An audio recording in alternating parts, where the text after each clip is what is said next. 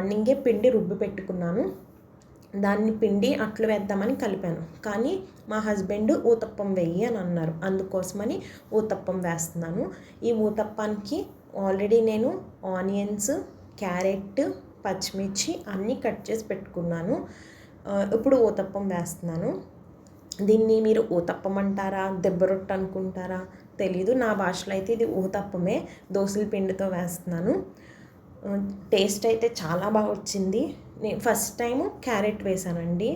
కానీ ఆనియన్స్, పచ్చిమిర్చితో ఎప్పుడు తింటాం మేము. కానీ ఫస్ట్ టైం క్యారెట్ వేసాను. చాలా బాగా నచ్చింది నాకు. ఇకపై ఇలా చేసుకోవాలి అని అనిపించింది. అండ్ కొంచెం జీలకర్ర కూడా యాడ్ చేశాను.